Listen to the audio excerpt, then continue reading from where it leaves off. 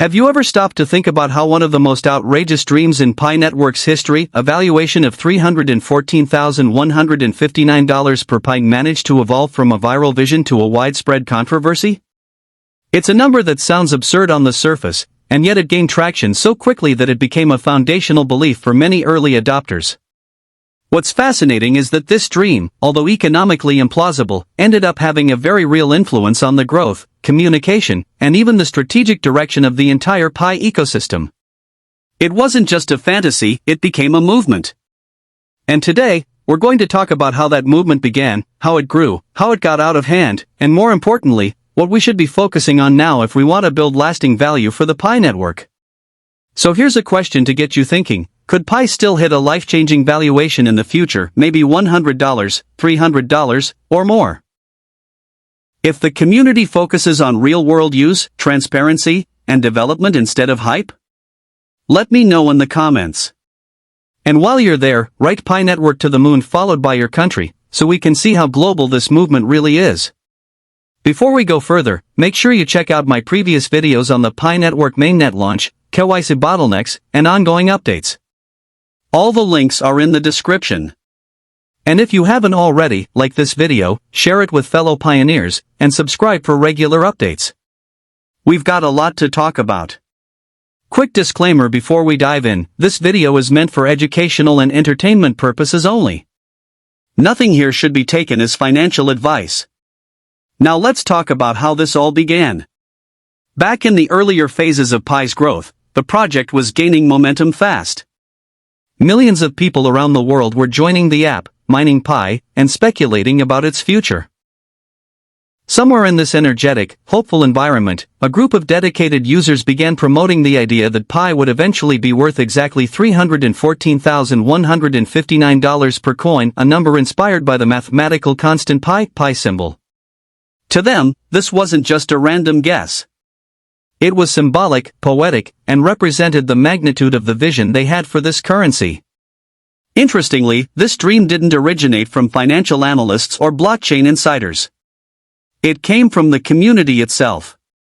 These were passionate pioneers who truly believed Pi could change the world. And to their credit, many of them were sincere. They weren't scammers. They weren't trying to exploit others. They were the people organizing barter events, hosting educational sessions, training local Pi leaders, and pouring hours of time into building something they believed in. To them, the global consensus value, or GCV, wasn't a myth. It was a mission. The idea behind GCV was that Pi's value could be determined not by market speculation or exchange listings, but through community agreement. In other words, if enough people decided that Pi was worth $314,159, then that's what it should be worth. In their minds, value didn't have to come from Wall Street or centralized exchanges. It could be set by the people using the currency day to day.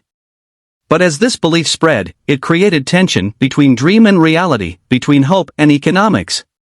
The core team never officially supported the GCV. But at the same time, they never directly denied it either. Instead, they issued vague statements like Pi is worth what the community believes it's worth. This kind of open-ended language gave just enough room for speculation to thrive. Was the core team encouraging the idea? Were they being strategic? Or were they simply avoiding the controversy altogether? Whatever the reason, their silence created a vacuum. And that vacuum was filled by rumors, YouTube videos, social media campaigns, and millions of people who truly believed that holding on to their Pi coins could one day make them millionaires. It worked, at least in terms of virality. The dream spread across continents. New users flooded in, inspired by the belief that Pi had already found its value through consensus. For a while, it seemed unstoppable. But then came the reality check. As Pi started moving closer to Open Mainnet and exchanges began testing limited trading, the price of Pi landed far from the six-figure mark. In fact, it was trading at around 65 cents. That's right, not $314,000. Not even $3. For those who had invested their time, energy, and belief into GCV, it was a crushing blow. Some felt betrayed. Others refused to accept the reality. A few pointed to a GitHub repository published by someone named Kosasi as proof that GCV had been part of the official plan all along.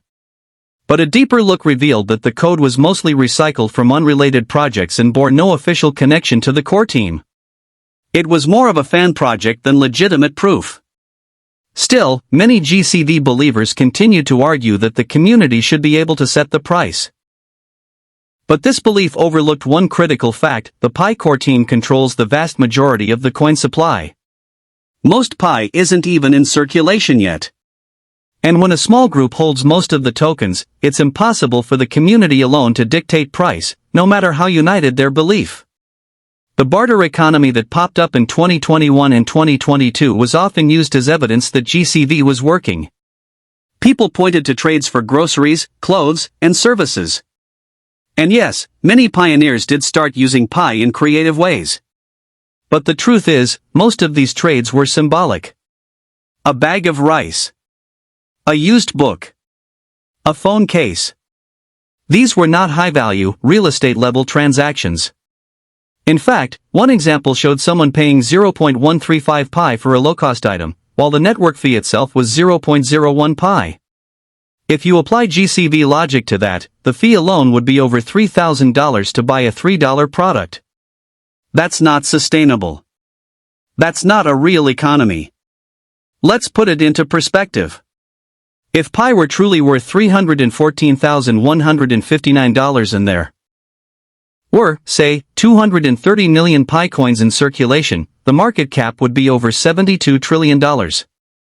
That would make Pi bigger than the entire global economy. It's not just unrealistic, it's mathematically impossible with the current level of adoption and utility. Now, this isn't to diminish what the GCV movement represented. If you were part of it, your passion mattered. It helped Pi grow into what it is today. But we're at a new phase now. The time for speculation is over. The time for building has arrived. We need to focus on things that actually determine value in the crypto space: utility, trust, demand, and liquidity. We need to ask the core team for transparency: how many coins are circulating, how many are locked, and who holds what. We need solutions for the people still stuck in KYC verification limbo. We need clear timelines for full mainnet migration. We need developers creating real applications, and merchants willing to accept Pi for legitimate products and services. And above all, we need to foster an economy where Pi is more than a token, it's a tool. Because that's how you go from 65 cents to $1. Then maybe $10. And if we truly build something transformative, $100 or more isn't out of reach in the long term. But it won't happen through viral hashtags. It won't happen through inflated price charts or false promises. It will happen through effort, innovation, and real-world usage. So that's the real story of GCV. A vision born from the hopes of pioneers, amplified through community, and eventually challenged by economic reality.